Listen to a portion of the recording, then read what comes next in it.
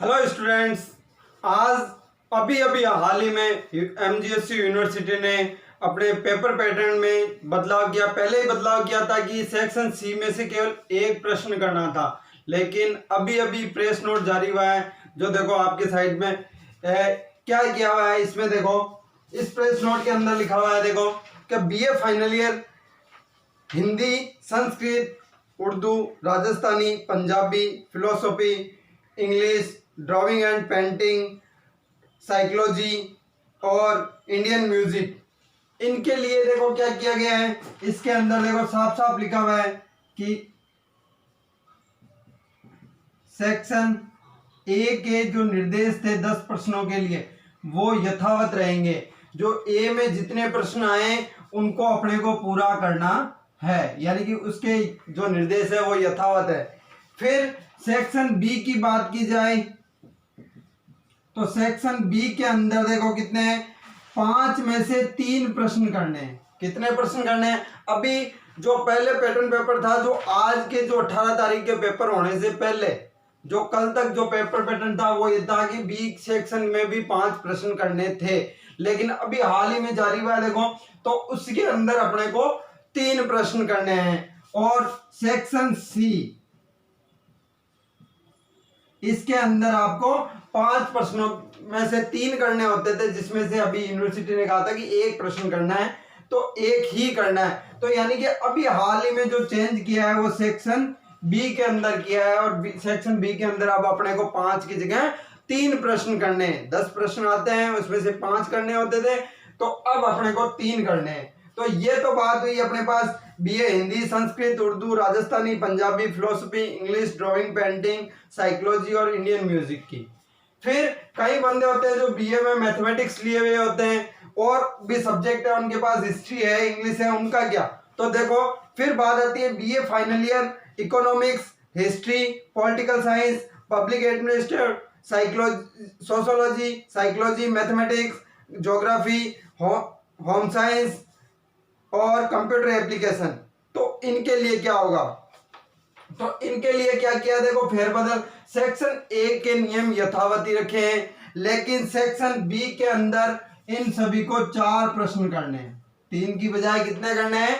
4 प्रश्न करने हैं। यानी कि जो मैथमेटिक्स के विद्यार्थी हैं वो ध्यान रखें, खास करके 4 प्रश्न करने अनिवार्य हैं। तो 4 प्रश्न करने बी सेक्शन में से, यानी किसी भी आप एक यूनिट को छोड़ सकते हो। और सेक्शन सी के अंदर आपको 1 प्रश्न ही करना है, जैसे कि आज के पेपर में आपने मैथमेटिक्स में किए हैं वैसे के वैसे ही।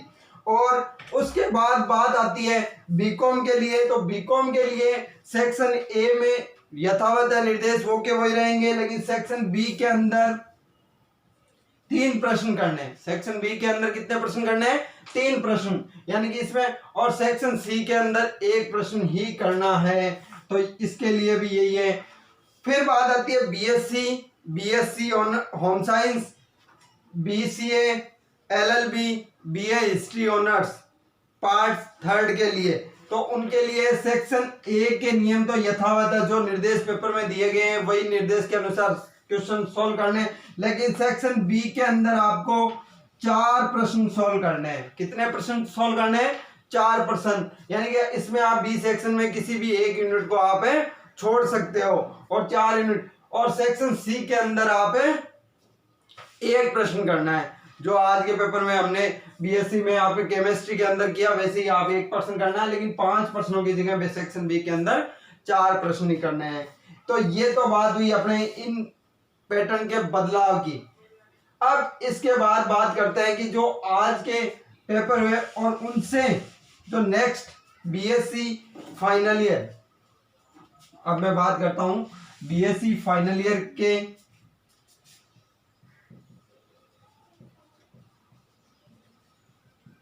मैथमेटिक्स पेपर फर्स्ट की, जो आज बीए फाइनल ईयर के अभी 3 से 5 बजे के बीच में पेपर हो चुका है।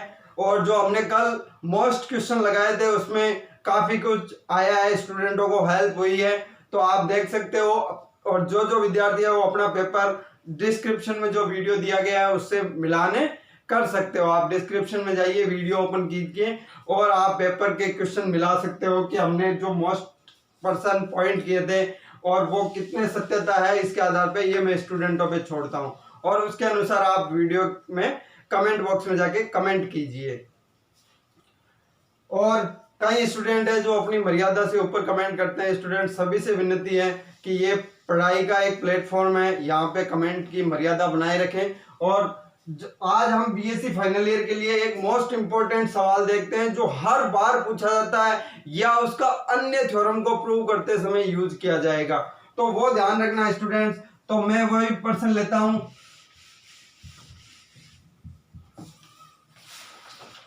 तो वो प्रश्न है, सिद्ध कीजिए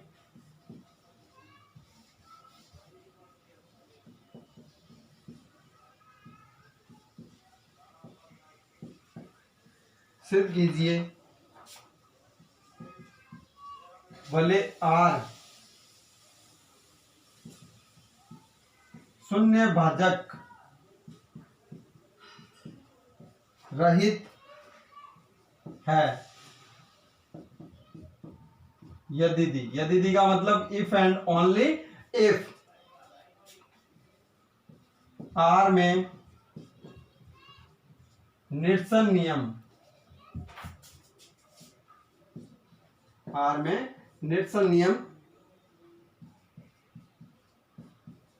सत्य है।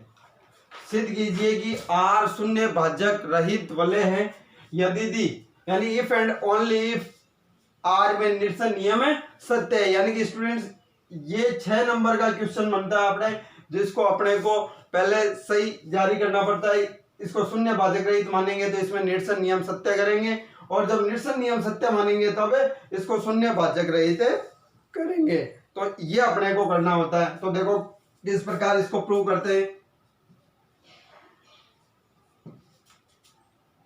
पहले मैं लेता हूं, माना आर शून्य भाजक रहित वलय है। ठीक है फ्रेंड्स, तो यदि A B C belongs to R, ऐसे अवयव हैं कि A not equal to 0, A B बराबर ए सी, तो इस प्रकार से ये अवयव है। तो अपने पास देखो बहुत इजी है, ए बी बराबर ए सी, तो इसको हम प्रूव कर सकते हैं ए बी माइनस ए सी बराबर A C minus A C. Friends देखो ये अपन ने तरीका कई बार क्लास में भी किया है, पहले भी किया है, तो इसको देखो, तो A B minus A C equal to 0, A C minus A C, तो क्या हो गया यहां पे देखो ए बी माइनस सी, तो यहां पे क्या हुआ देखो, ये नियम लागू हुआ बंटनता से। किस नियम से लागू हुआ? डिस्ट्रीब्यूशन लॉ से, यानी बंटनता से। तो देखो अब ए नॉट इक्वल टू 0 है, इसका मतलब बी माइनस सी, यहां मैं लिखता हूं ए नॉट इक्वल टू 0। और आर में क्या है? शून्य भाजक रहित वलय है आर में, तो यहां से क्या हो जाएगा? बी इक्वल टू सी। इसी प्रकार सिद्ध किया जा सकता है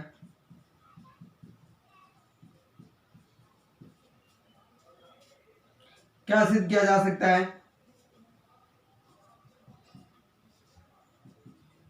कि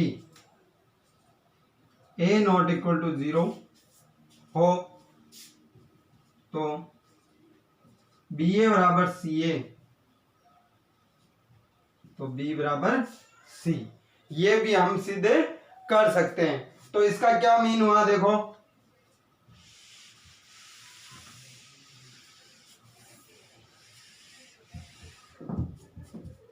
तो हम लिख सकते हैं अतः यदि आर शून्य भाजक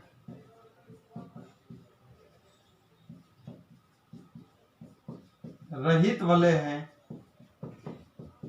तो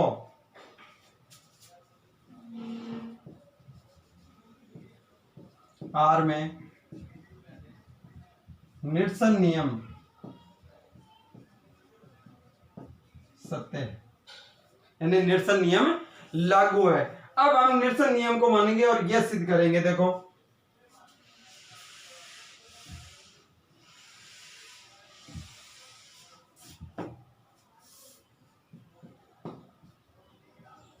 माना R में निरसन नियम सत्य है, यानी इसमें निरसन नियम लागू है यदि A अवयव A बिलोंग्स टू R तथा A नॉट इक्वल टू 0, तो AB बराबर 0, तो हम इसको लिख सकते हैं AB बराबर A डॉट 0। तो यहां पे हमने कहा निरसन नियम सत्य है, तो क्या हो गया B बराबर 0। इसी प्रकार B बिलोंग्स टू R तथा B नॉट इक्वल टू 0 हो तो क्या हो जाएगा AB इक्वल टू 0, तो यहां से हो जाएगा AB बराबर 0 डॉट B, तो यानी कि A बराबर 0। तो क्या लिख सकते हैं, अतः AB इक्वल टू 0, इसका मतलब A0 या B0, यानी कि दोनों में से एक 0 होने पे ही ये 0 हो सकता है, अन्यथा नहीं हो सकता। तो हम क्या लिख सकते हैं, अतः R शून्य भाजक रहित वलय। ठीक है फ्रेंड्स, तो ये R हो गई आपके शून्य भाजक रहित वलय। तो हम क्या लिख सकते हैं, देखो फलतः या परिणामतः कुछ भी लिख सकते हो। R शून्य भाजक रहित वलय है यदि और केवल यदि, इसका मैं सामने लिख रहा हूं R में निरसन नियम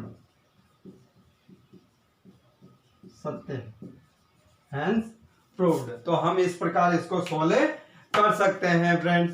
तो इसके अनुसार ये सवाल को एक बार देखें, दो बार देखें, और अभी भी 2 दिन का टाइम है बीएससी फाइनल ईयर और को, तो अच्छे से तैयारी कर सकते हो। और यदि आपको किसी प्रश्न में डाउट है तो मेरे व्हाट्सएप नंबर डिस्क्रिप्शन में दिए हुए हैं, आप वहां से कांटेक्ट करो और आपको जो भी डाउट है वो आप पूछ सकते हो। और पेपर से रिलेटेड कोई भी सूचना होगी तो वो आपको सबसे पहले दी जाएगी। और कल मॉर्निंग के टाइम या कल शाम को आपको मोस्ट प्रश्नों की एक सीरीज बताई जाएगी, जिसके आधार पे आप उस तैयारी कर सकते हो, जिससे आपको एग्जाम में नंबर कैरी हो सकते हैं। तो पढ़ते रहिए।